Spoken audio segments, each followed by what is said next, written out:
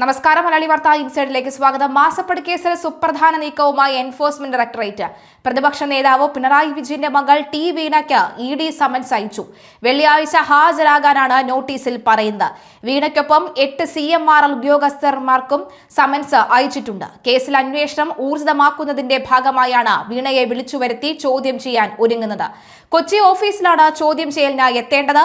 ശശിധരൻ കർത്തയുടെ മകൻ Sharan S കർത്തയും CMRL ഉദ്യോഗസ്ഥർക്കും summons അയച്ചിട്ടുണ്ട്. വീണയ്ക്കെതിരെ വ്യക്തമായ തെളിവുണ്ടെന്ന് ഇഡി വ്യക്തമാക്കി. കഴിഞ്ഞ ദിവസം ഇഡി ഡയറക്ടറായ രാഹുൽ നവീന്റെ നേതൃത്വത്തിൽ കൊച്ചിയിൽ യോഗം ചേർന്നിരുന്നു. വീണയ്ക്കെതിരെ അടക്കം കേസിൽ ശേഖരിച്ച വിവരങ്ങൾ യോഗത്തിൽ വിലയിരുത്തുകയും ചെയ്തിരുന്നു. ഇതിന് പിന്നാലെ തുടർ നടപടികൾ വേഗത്തിലാക്കണമെന്നും ഡയറക്ടർ നിർദ്ദേശിച്ചിരുന്നു. ഹൈക്കോടതി ഡിവിഷൻ ബെഞ്ചിന്റെ പച്ചക്കൊടി ലഭിച്ച സാഹചര്യത്തിലായിരുന്നു നിർദ്ദേശം. അടുത്തിടെ നടത്തിയ റെയ്ഡിന് പിന്നാലെ മരവിപ്പിച്ച 242 അക്കൗണ്ടുകളിലെ 18.36 കോടി രൂപ കണ്ടുകെട്ടാനുള്ള നടപടികളിലേക്കും ഇഡി കടന്നിട്ടുണ്ട്. മരവിപ്പിച്ച അക്കൗണ്ടുകളിലൊന്ന് വീണയുടേതാണ്. HDFC ബാങ്കിലെ അക്കൗണ്ടിലെ പണം ഉൾപ്പെടെ ഇഡി കണ്ടുകെട്ടിയിട്ടുണ്ട്.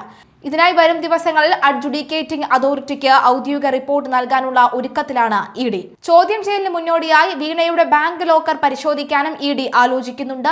റെയ്ഡുകളിലൂടെ പിടിച്ചെടുത്ത ഇലക്ട്രോണിക് ഉപകരണങ്ങളും ബാങ്ക് രേഖകളും നിലവിൽ ഉദ്യോഗസ്ഥരുടെ വിശദമായ പരിശോധനയിലാണ്. CMRL സുപ്രീം കോടതിയെ സമീപിക്കാൻ സാധ്യതയുള്ളതിനാൽ കൃത്യമായ തെളിവുകളുടെ പഴുതടച്ച അന്വേഷണമാണ് ഇഡി നടത്തുന്നത്. CMRL കമ്പനി വീണ വിജയന്റെ ഉടമസ്ഥയിലുള്ള എക്സാലോജിക് സൊല്യൂഷൻസ് എന്ന കമ്പനിക്ക് ഇല്ലാത്ത സേവനത്തിന് പ്രതിഫലം നൽകി എന്നതാണ് കേസ്. അതിനിടെ എക്സാലോജിക് CMRL ഇടപാട് കേസിൽ വീണ വിജയനും CMRLനും തിരിച്ചടി. SFIO കുറ്റപത്രത്തിൽ ഭാഗമായുള്ള പ്രധാന രേഖകളെല്ലാം എൻഫോഴ്സ്മെന്റ് ഡയറക്ടറേറ്റിന് വിട്ടുകൊടുക്കണമെന്ന് ഉത്തരവിട്ട കോടതി വിധിയും വീണയ്ക്ക് തിരിച്ചടിയായിരുന്നു. ഇഡി നൽകിയ അപേക്ഷയിൽ കൊച്ചിയിലെ കമ്പനി കാര്യങ്ങൾ കൈകാര്യം ചെയ്യുന്ന കോടതിയുടേതാണ് വിധി. 54 വാല്യങ്ങളിലായി സൂക്ഷിച്ചിരിക്കുന്ന 134 നിർണായക രേഖകളാണ് ഇഡിക്ക് കൈമാറേണ്ടത് എന്ന് ഹൈക്കോടതി വിലയിരുത്തിയത്. എക്സാലോജിക്കുമായി ഉണ്ടാക്കിയ കരാറുകൾ, ബാങ്ക് സ്റ്റേറ്റ്മെന്റുകൾ, വീണയുടെ IT റിട്ടേൺസ് എന്നിവയെല്ലാം ഈ പട്ടികയിൽ ഉൾപ്പെടും. വീണ വിജയനെ നേരിട്ട് ചോദ്യം ചെയ്യുന്നതിന് മുന്നോടിയായാണ് ഇഡി വിശദമായ അന്വേഷണം നടത്തുന്നത് എന്നാണ് റിപ്പോർട്ടുകൾ. രേഖകൾ ഇഡിക്ക് നൽകുന്നതിനെ CMRL ശക്തമായി എതിർത്തുവെങ്കിലും ഫലം ഉണ്ടായില്ല. വീണയ്ക്ക് പുറമെ എക്സാലോജിക്, ശശിധരൻ കർത്ത, CMRLന്റെ സഹോദര സ്ഥാപനം എന്നിവരാണ് മറ്റ് പ്രതികൾ. സേവനം നൽകാതെ വീണ വിജയൻ 2.70 കോടി കൈപ്പറ്റിയെന്നാണ് കണ്ടെത്തൽ. CMRL 182 കോടി രൂപയുടെ തട്ടിപ്പ് നടത്തിയെന്ന് നേരത്തെ തന്നെ കണ്ടെത്തിയിരുന്നു.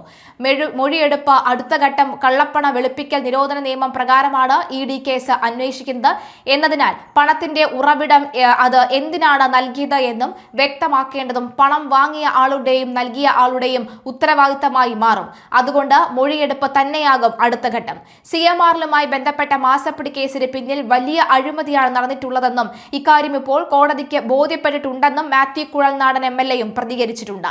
കേസിൽ വിജിലൻസ് അന്വേഷണമോ CBI അന്വേഷണമോ വന്നാൽ പിണറായി വിജയൻ പ്രതിയാകും.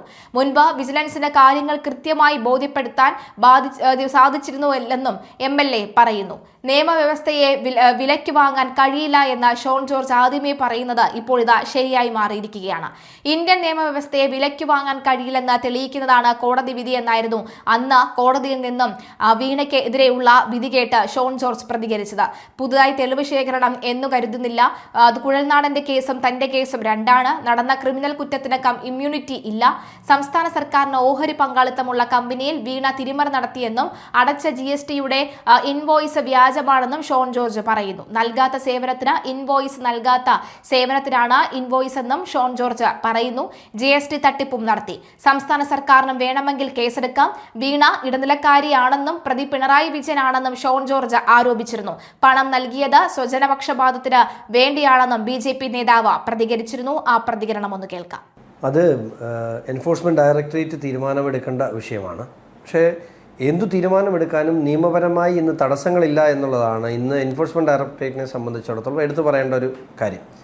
പക്ഷേ ഇപ്പോൾ സിംഗിൾ ബെഞ്ചിൻ്റെ ഉത്തരവിന് ശേഷം റെയ്ഡ് നടന്നു. റെയ്ഡിന് ശേഷം കിട്ടിയ വിവരങ്ങളും ഓൾറെഡി എൻഫോഴ്സ്മെൻറ്റ് ഡയറക്ടറേറ്റിന് ഞാൻ ഉൾപ്പെടെയുള്ള പരാതിക്കാർ കൊടുത്തിട്ടുള്ള രേഖകളും SFI അന്വേഷണത്തിൽ ഉള്ള രേഖകളുമൊക്കെ എൻഫോഴ്സ്മെൻറ്റ് ഡയറക്ടറേറ്റ് പരിശോധിച്ചതിൻ്റെ അടിസ്ഥാനത്തിൽ കൂടുതൽ രേഖകളോ കൂടുതൽ വിശദാംശങ്ങളുടെ അടിസ്ഥാനത്തിൽ ചോദ്യം ചെയ്യാൻ അവരെ വിളിക്കാം.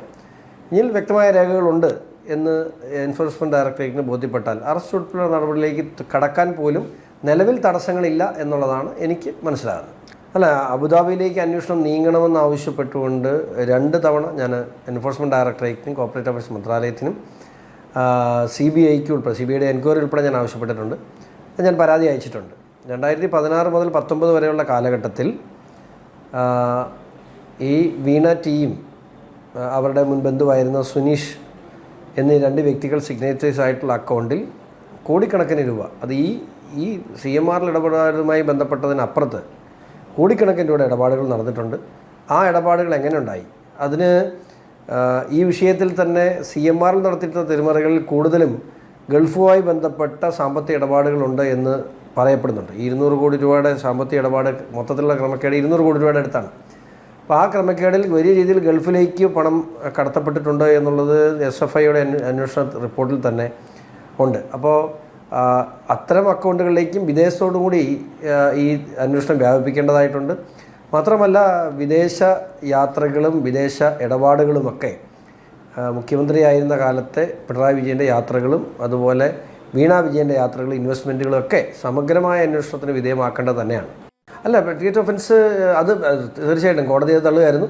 അത് മാത്രമല്ല, അന്ന് ഈ പെറ്റീഷൻ ഫയൽ ചെയ്ത സമയത്ത് ഉണ്ടായിരുന്ന സാഹചര്യമല്ല ഇപ്പോഴുള്ളത്. അതിനുശേഷം അവിടെ ഒരു ഒഫൻസ് കൃത്യമായി വന്നു. SFIയുടെ റിപ്പോർട്ടിൽ, SFIയുടെ പെറ്റീഷൻ തന്നെ കൃത്യമായി 447 ഉൾപ്പെടെയുള്ള നോൺ ബെയിലബിൾ ഒഫൻസുകൾ അവിടെ വന്നിട്ടുണ്ട്. അപ്പോൾ സ്വാഭാവികമായിട്ട് ഇനി EDയെ സംബന്ധിച്ചിടത്തോളം അത്തരത്തിലുള്ള പ്രശ്നമില്ല.